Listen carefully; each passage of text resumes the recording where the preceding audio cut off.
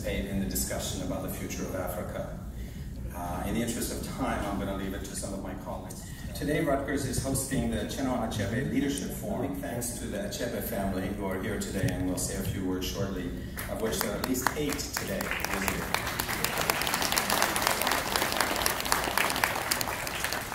They helped organize and sponsor the event.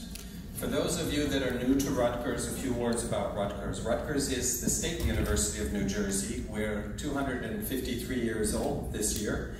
We were the 8th university in the nation, historically. Rutgers is now 70,000 students, about 8,000 faculty, and about 16,000 staff. We have about $4.5, $4.6 billion a year in expenditures. You may have noticed outside some of the 50,000 alumni and students headed over to the football game. We have a big football game, so we apologize for the traffic. Hopefully you all got to park okay.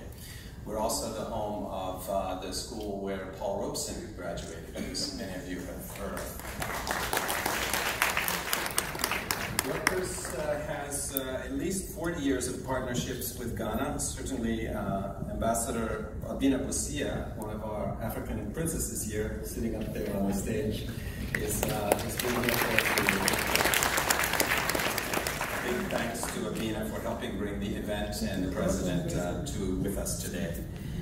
There's much research and student exchange with schools in Ghana, including the University of Ghana, as well as Cape Coast, Kumasi, Winneba, and now recently Achebe University. I first went to Ghana in 1979. After traveling across the Sahara, I landed up at University of Ghana and got myself a job at Presec, this local secondary school. Any Presec students here? One, great. I'm a little bit older, so I probably wasn't your teacher. I went back quite a few times, probably half a dozen times.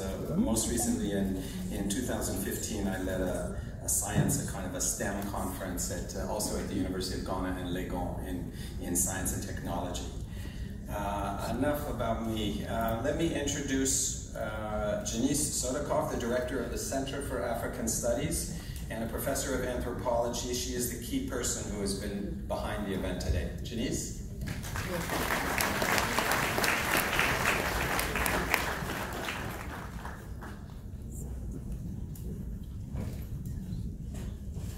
Thank you, Rick, and welcome everyone. I'm Janice Sodikoff, Director of the Center for African Studies at Rutgers University, and Rutgers is also the home to the Secretariat of the African Studies Association. We have a wide network of scholars working throughout Africa, and their expertise covers all disciplines, including the humanities, social sciences, agriculture, and food science, and we have a delegation from Niger, the natural sciences, environmental studies, and engineering. Today's event, the Chinua Achebe Leadership Forum, perfectly reflects our commitment to interdisciplinarity. Here we have the family of the illustrious Nigerian novelist and champion of indigenous African cultures, Chinua Achebe, and globally admired head of state who has for decades been dedicated to the ideals of democracy and social justice, His Excellency President Nana Akufo-Addo of the Republic of Ghana.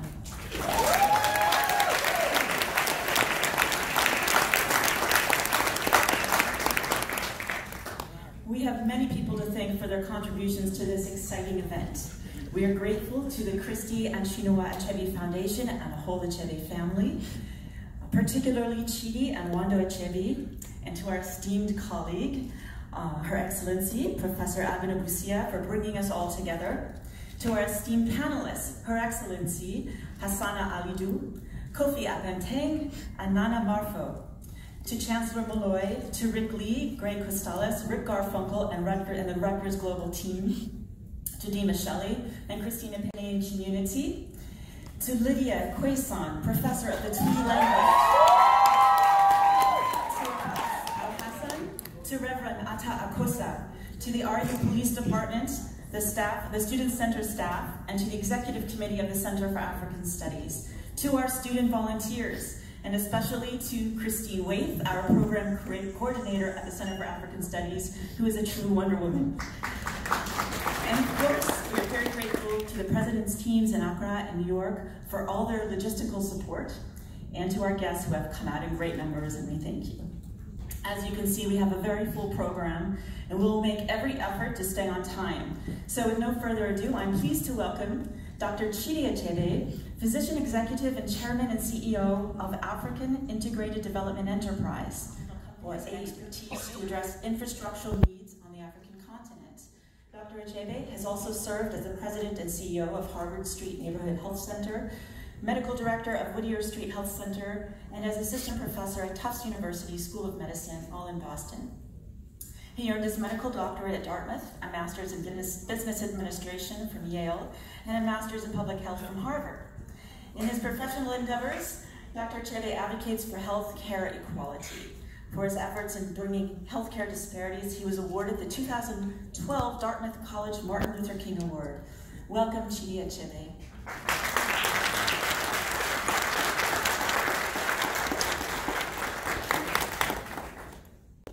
His Excellency, Professor Busia, Janice, members of the hierarchy of Rutgers, too many to name, thank you very much for hosting this event.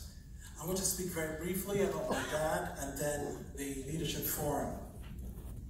So Professor Chinua Achebe, novelist, essayist, poet, critic, editor, children's author, teacher, ambassador, politician, left a towering legacy in the arts, literature, politics, and literary criticism.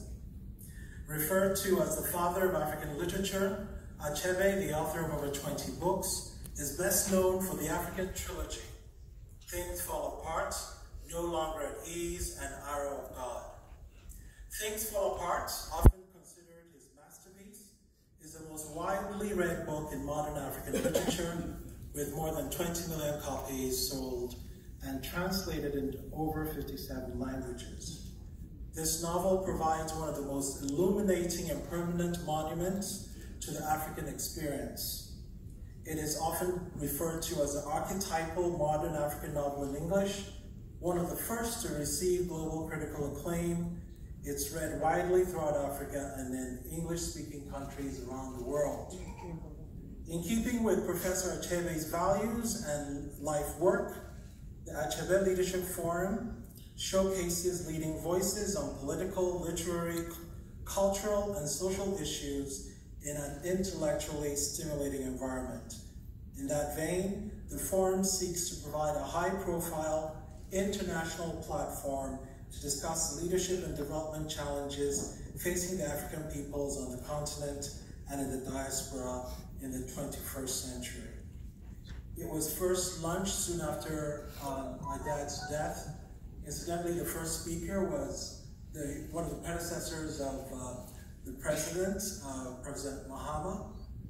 We then had the second speaker from South Africa, former president from South Africa, and we're absolutely honored and thrilled that one of the most dynamic voices on our continent has accepted our invitation to speak on a topic so vital, from poverty to prosperity, the Africa we want.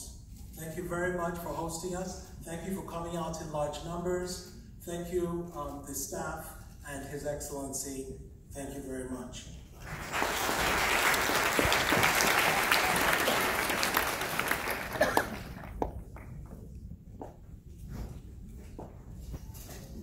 Thank you, Chidi. I would now like to invite to the podium Dr. James Michelli, an accomplished historian of medieval Europe and our Executive Vice Dean of the School in Arts and Sciences. Dean Michelli has been a strong supporter of Rutgers area studies and our centers and events, and we are grateful to him at the Center for African Studies.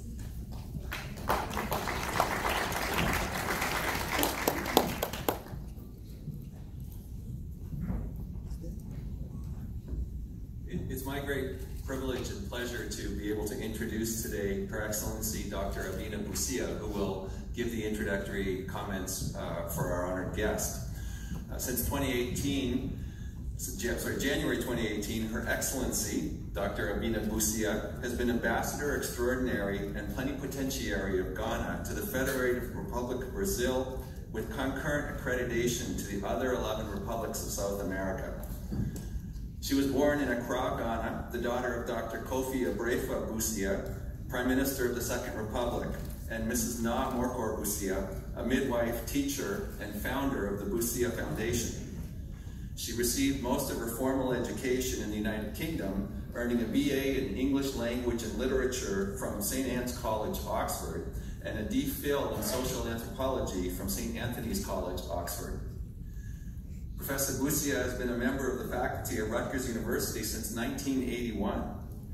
Highlights of her Rutgers career include achieving the rank of full professor, serving 2 terms as chair of the Department of Women's and Gender Studies, and receiving the university's Presidential Award for Distinguished Public Service. She is affiliated with the Department of English, the Program in Comparative Literature, and the Center for African Studies, of which she has also been director.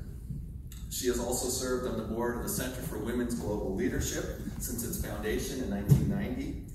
Her leadership roles beyond Rutgers have included service as executive board member and president of the Association for the Study of the Worldwide African Diaspora and president of the African Literature Association. Many universities other than Rutgers have benefited from her presence as a visiting scholar, including Oxford, Yale, UCLA, and the University of Ghana. Professor Busia has edited multiple scholarly collections and been in charge of numerous collaborative research projects.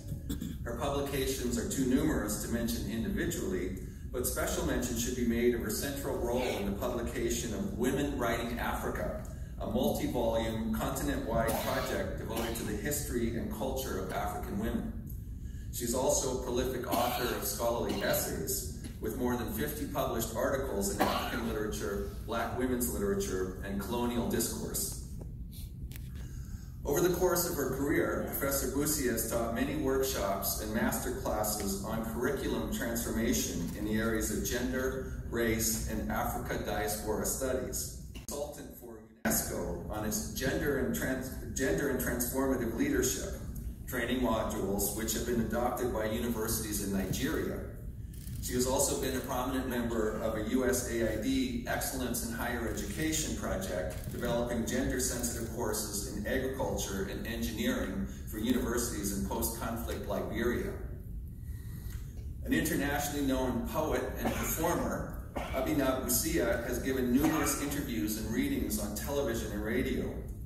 She has read and performed at universities, churches, and festivals around the world, and this year was featured in the first ever Brasilia Poetry Festival. She has given one-woman theater presentations at the Crossroads Theater Festival in New Brunswick, New Jersey, and the William Grant Still Cultural Center in Los Angeles, California. In 1990, she was asked by Mayor Tom Bradley of Los Angeles to participate in the welcoming ceremonies for Nelson Mandela on the steps of City Hall. Her ongoing service as a board member of the Women's Learning Partnership has involved curation of poems devoted to human rights in annual readings at the UN Commission on the Status of Women and other NGO fora. Her poetry has been published in magazines and anthologies in Africa, North America, and Europe. She is also the author of 2 volumes of poems, Testimonies of Exile, published in 1990, and Traces of a Life, published in 2008. Finally, Ambassador Busia has done important work as a philanthropist. She serves on the executive board and has been both secretary and board chair of the American branch of the African Women's Development Fund, the first and only Pan-African funding source for women-centered programs and organizations. With her filmmaker sister, Achebe Busia, she was a founder of Busia Foundation International and now serves as its international liaison officer. I think you will agree with me from this brief synopsis of her accomplishments that Ambassador Busia has led quite a life. Now welcome her to the podium to introduce today's distinguished guest speaker. You're Ghana's ambassador to the United Nations, Mrs. Christia Friedfer and members of the Achebe family, my friends and colleagues at Rutgers University, and members of this community of Ghanaians here in New Jersey. I'm so happy to be back. Almost 47 years ago, on one day in the first week of February 1972. An up-and-coming 27-year-old lawyer walked into a hospital room in Paris, completely startling the three people he encountered there. A barely out of high school 18-year-old girl and her beautiful, courageously resilient 47-year-old mother, and a middle-aged man in the hospital bed. The young girl was me. The woman, my mother. And we had been exiled from home a second time at gunpoint because we were the daughter and wife of the man in the bed, my father, Prime Minister of the Second Republic of Ghana, whose elected government had been forcibly overthrown in a military coup d'etat some 3 weeks before. The young lawyer, whose entrance was met with a bittersweet mixture of relief and disbelief, is the person I have the singular honor to introduce to you today. It is a cliche that distinguished people need no introduction. And clearly, the documentary evidence is there that that young man did indeed, over the next 45 years, go on to have a sterling career as a distinguished human and constitutional rights lawyer, a fierce parliamentarian when there was a parliament to be fierce in, and a staunch advocate for the restoration of democratic rule when there was no such thing as a democratic rule. And history will therefore show that the actions of lawyer Nana Addo Dankwa Akufo-Addo and his political companions, both within and outside the structures of political party organization and in and out of court, became the catalyst that restored constitutional rule to Ghana and led to the promulgation and establishment of the Fourth Republic, which has now lasted over 25 years, and in which he has served first as Attorney General, then as Minister for Foreign Affairs, and now today as President.